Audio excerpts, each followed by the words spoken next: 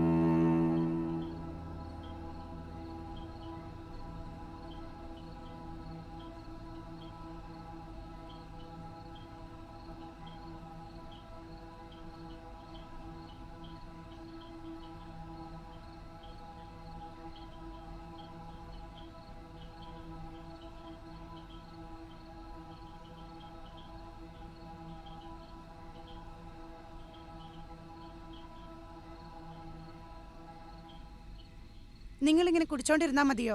ഞാൻ മാത്രം മോൻ്റെ കാര്യങ്ങൾ നോക്കാനുള്ളൂ.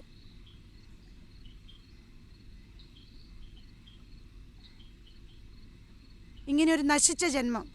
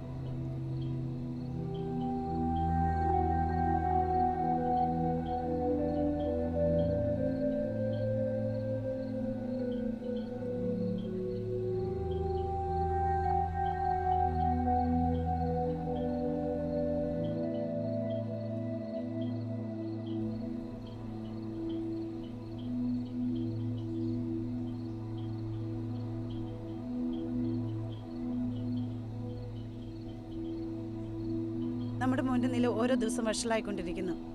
അവൻ ആഹാരം ഒന്നും കഴിക്കുന്നില്ല. എനിക്ക് പേടിയാവുന്നു. നിങ്ങൾ ഞാൻ പറയുന്ന വല്ലതും കേൾക്കുന്നുണ്ടോ?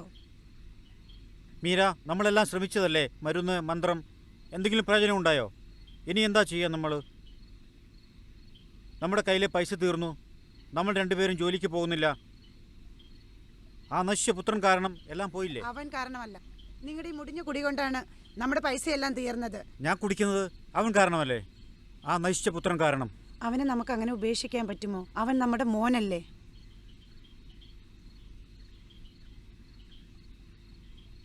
എനിക്കറിയാം നമ്മളെല്ലാം ട്രൈ ചെയ്ത് നോക്കിയെന്ന്. ഇവിടെ അടുത്തൊരു പള്ളിയുണ്ട്. നമുക്ക് അവിടെ പോയി ഒന്ന് പ്രാർത്ഥിച്ചു നോക്കിയാലോ? മീര, എന്താ പ്രയോജനം? അത് പണക്കാർക്കുള്ള സ്ഥലമല്ലേ? നമ്മളെപ്പോലുള്ള ആൾക്കാരെ അവർ കയറ്റുമോ അവിടെ? ചിലപ്പോൾ അവർ കയറ്റുമായിരിക്കും, നമ്മൾ യാചിക്കുവാണെങ്കിൽ. ആ മുടിഞ്ഞ പുത്രന് വേണ്ടി ഞാൻ ഒരിക്കലും ചെയ്യില്ല. ദൈവം എല്ലാവർക്കും ഉള്ളതല്ലേ? നമുക്കൊരു പ്രാവശ്യം ട്രൈ ചെയ്താലോ?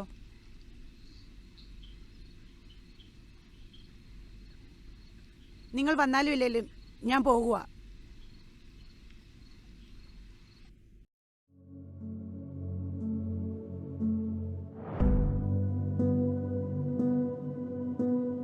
മത്തായി 15-ാം അധ്യായം 21 മുതൽ 28 വരെയുള്ള വാക്യങ്ങൾ.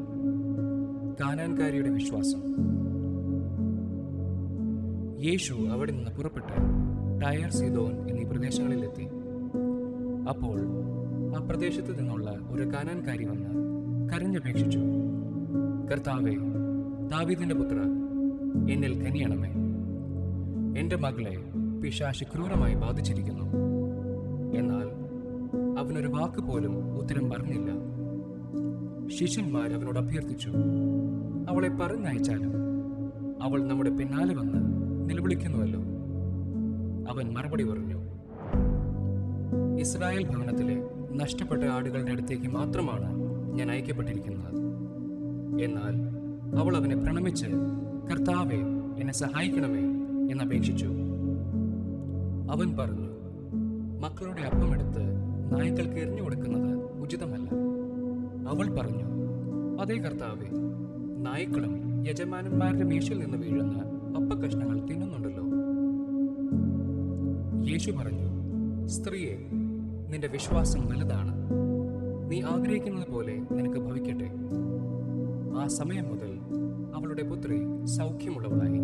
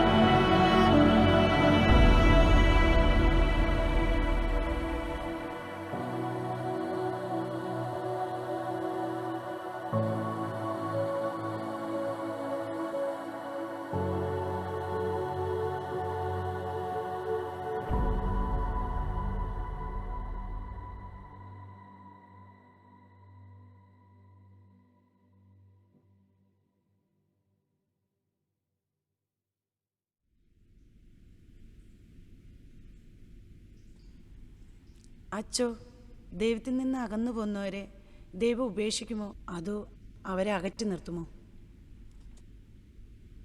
ദൈവം അകറ്റി നിർത്തുമൊന്നുമില്ല. നമ്മുടെ തിരിച്ചുവരവ് കാത്തിരിക്കുന്ന ഒരു ദൈവമാണ് നമുക്കുള്ളത്. തീർച്ചയായിട്ടും നമ്മൾ തിരികെ ചെല്ലുമ്പോൾ ദൈവം നമ്മളെ ചേർത്ത് പിടിച്ച് സ്നേഹിക്കും.